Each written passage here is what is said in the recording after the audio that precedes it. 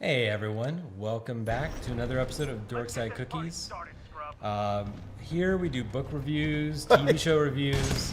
Oh, and apparently we kill robots. So this is our gameplay review, our gameplay of TitanFall 2. There's a lot going on. There's a lot to unpack here. Wait, I want to get. So also, I'm kind of lost. This thing you're talking about. Yeah. Is it the best thing ever or like the worst thing ever? We Are Bob? Yes. Book? Oh, it's amazing. It's super funny, witty. You get this feeling of like kind of wish fulfillment where you're like, you want to see this protagonist succeed because he got screwed by everything in life. Oh my god. Well, I don't even know what happened there. You might have laid some fire on the ground, and because it's hard mode, it just killed me really fast. Okay. It's been, like, it kind of blows me away how fast I can kill these guys now. Because this is nothing compared to PvP. Okay. Oh, And, yeah. and Tone's OP, so. We Are Bob feels a little bit like, is it Hitchhiker's Guide to the Galaxy? No. I would say no. Okay. Because there's nothing silly. There's nothing ridiculous. It is grounded in science and reality. What you just described was not reality. Why not? Like they find it's easier to just create a simulation in a VR of a biological brain and load it with that person than it is to try to program an AI. No, that's pretty believable. Right? VRs is like where we're going as a No, the part programmer. that's believable is that they would just make him into a thing Yeah. and make money off of him. Yeah. I believe that. Oh my god. Brazil's the enemy in that scenario. Like Brazil, the nation. Yeah. What do they do? Okay, so in this future, there's no resources, there's not enough food, there's a limited amount of time for the world to exist effectively, which is what started this whole like, Problem in the first place. And everybody is making probes, Okay. Well, Brazil fucked it up. but Brazil puts rockets on their probes. That's kind of a And- dick move. And they do some like industrial espionage to blow up the probe that the main character's on. Oh, I did it. I did Oh, it. nice. I did it this time. What up? You suck. Success. Get out of here. Kane's helmet radio is still intact. We should retrieve it. All right. This is actually a huge plot point because I'm going to go steal his helmet and eavesdrop on the bad guys. Oh, okay, yeah, that's cool. And Okay, yeah, so now I know what they're up to. so your army, I'm something, yeah. yeah. Somebody kills a U.S. soldier. Can they now listen in on all the radio and stuff? Are you talking about in the real world? In the real world, yeah. That is a huge problem. Yeah. No, like, They don't have like And I don't pushing want- a special button. and I don't want to like get too far down a track we don't need to, but like Yeah. the whole Hillary thing, like guys like me, like it was a big deal. If you like the radio equipment had to like really be protected, and Yeah. as part of the procedures, every unit had it. You throw in a couple grenades to blow the stuff up Okay. because you don't want them to get possible keys, crypto keys. Yeah, yeah. Two, you don't want them to have the damn radio. The only thing like right next to that was your night vision goggles. You can't let them get that stuff. It's way too valuable. Yeah.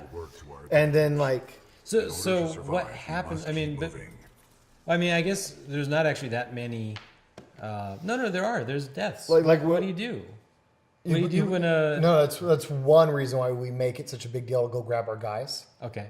And a part of it is actually we want to get to their equipment and like blow it up and stuff. Like if this was real, that guy should have pulled a grenade and like blown his cockpit up, just destroyed everything. Yeah. Yep. In every other mech type game that I'm familiar with, usually the mechs have some sort of self-destruct. Are you talking about like MechWarrior? Yeah, like MechWarrior, yeah. Yeah. And you know, now that I think about it, like that is like I recommend we proceed. legit. And like in the PvP, I mean, they were all like they had to tell a story, so they did what Yeah. they did. But in PvP, like if you do it right, you eject, which is you blowing up your mech Yeah. and getting out of there. Yeah. And like that feels really appropriate. It's probably subconsciously another reason why I like this game so much because it feels right. And of course, realistically, even if Kane wanted to blow up his mech, Sure. if he died too fast, he can't hit the buttons. If you happen to destroy the computer system that normally would auto self-destruct the equipment, right? There's And maybe it's not his thing. Kane's actually a mercenary, okay. so maybe it's not even his thing. Maybe maybe they don't care. You know? I don't know. But yeah, like getting a hold of his radio system, like this is weirdly like you bring it up.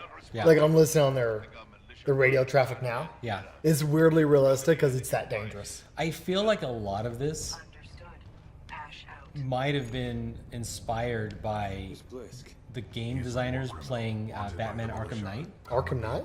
Yeah, because you getting out of the robot is like you getting out of the Batmobile. Okay, but the Batmobile wasn't as cool. Well, no, maybe it wasn't as cool. It was a bigger murder machine than this robot is. But separate, like when you do game design, I really think that you have to separate yourself. I just want to point out, I'm actually totally cool with it. But you're like such a programmer. You always slip into like you want to get into the mind of the guys who worked on this. Yeah, I do, yeah. But yeah, no, so you were saying. Yeah, so these pieces just all seem like you listening in is like Batman magic. He can listen into any walkie-talkie. And even if they don't have walkie-talkies, you're just like advanced audio sensor thingamabox. Like, if that really exists. A huge problem, I think anybody who listens to us knows I go on about this forever. Well, no, like the Batman plot armor and like honestly kind of like laziness. Yeah. Like I talk about it and as much as I like DC for what they do, and sometimes they do a good job. Yeah. Like these guys get boring and like just really beyond the stuff Batman has and what he was doing in Arkham Knight. Like if that existed, and you can say the same thing about Tony Stark and Reed Richards. If that stuff existed, like the world's a completely different place. Like the things Batman designed so you can remotely control the Batmobile that way. Yeah. That's drones on the battlefield. Like somebody would get a hold of that technology somehow at some point. Not even Batman's perfect. Yep. And you would get these murder machines out on the battlefield. I kind of think they have murder machines in the games though. So. They do, and that's even weirder that that's on domestic soil. That's something else entirely. Yeah. And like I'm just saying, when it kind of jumps the shark that way, Yeah. I kind of like lose interest because it's just too much. Yeah. So the only reason I really brought up We Are Bob is that there's a little bit like it's a little depressing. Like I know like some people when they're like, oh, you know at some point the sun is going to turn into a red giant, and it's going I'm stepping to. all over these guys. They're all dead. That's kind of cool. I fucking. It's not just fire. I kind of realized now. Earlier, I got the Scorch weapon, and not unsurprised, the designers knew what they were doing. Yeah. Like, look at this long hallway with a bunch of guys in there. It would have been amazing with the Scorch weapon to lay down all the fire. Yeah. They did it with purpose. They just want you to feel good. I'm okay with that. But I'm in a murder machine. I can just walk forward and everybody dies anyways. But you're saying We Are Bob and something about me. So when you start thinking about how everything we do, when the sun reaches the red phase. We're talking about how like the sun's going to die. Yeah, and well, that's not even death for the sun though, right? It's gonna become a red giant. Oh, well, it's going to die for us. This planet's gonna be gone. Yeah, like it's not going to work for us. Yeah, and or like is that when the sun gets big? yeah, it gets giant. I'm pretty sure that it will at least temporarily absorb all of the first three planets. Well, that's what I'm saying. Like the sun's going to have like different life cycles or Yeah. stages of its life cycle. Yep. But that particular stage, that's going to be where the sun gets big and kind of eats up the entire solar system. So now, granted, that's so far in the future. There's really like no reason to worry. Yeah, we about don't have to worry about it. We have to be kind of aware of it because if we ever did colonize a planet, obviously we'd want to be aware of its sun's life pattern, right? You don't want to do something 100 years before it changes, Yeah. or whatever. But what was a little depressing about it was it And was then like, this is We Are Bob. yeah, is it was like basically 200 years from now, the solar system is empty, like empty of minerals. They've processed all the good minerals and they're out, and so at some point they have to save. Bob comes back to save humanity, Okay. and it's taking forever because he's literally shipping decades because he's shipping asteroids from other solar systems at 0.9 the speed of light or whatever to get back to Earth because they just don't have it. They don't have the. Wait, so even though they've done all this to Bob, he's still actually trying to like take care of Hey, everything. he's still a good guy. That's what I said. Like you want to see him succeed. Good work, pilot. And every time he comes up with a clever, witty idea on how to do something with the limited things he has. Wait, so everything you explain is actually just the backstory of what's happening. That's not even the story. It's what he does to try to complete his mission. Yeah. Oh man, okay, bonkers. But I'm on board. Yeah, it's really good. And what's kind of cool, the stuff that I think is really fun is, now normally, like, I read a book and I listen to an audiobook every week. And if I finish a physical book early, I'll just read another book. But the audiobook was great. Great voice actor, great everything. We Are Bob was an audiobook? Yeah. Okay. I might try to physically read it too, because I find I get different things out of it. But the Transferring to one of the satisfying things was at some point, so they pilot.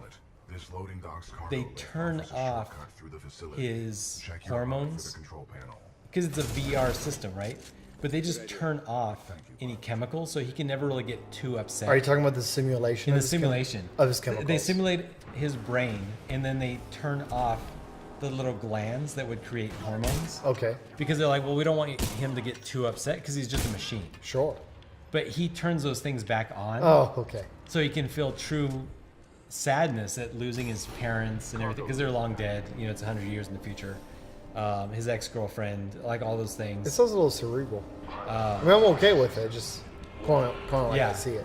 But one of the things Oh, he no. does. What's going on? The fucking Jack BT. That's kind of cool. Right, they have to do this to you to keep it interesting. Yeah, yeah. No, they totally Jack BT. Kappa 3 en route. Out. Okay, I'm coming for you, bro. I'll free myself. Nice. Yeah, look at that. The guy's a fighter too. Hey, I think they even do it here. Like you'll see it in the log. I think it's cool. Yeah, look. Status unable to break from manipulator arm. Action. Initiating attempt 35. Failed. Nice. Like he's a robot. Yeah. But he's fighting with everything he's got. And this is a good spot. Yeah. Next time. Next time. All right.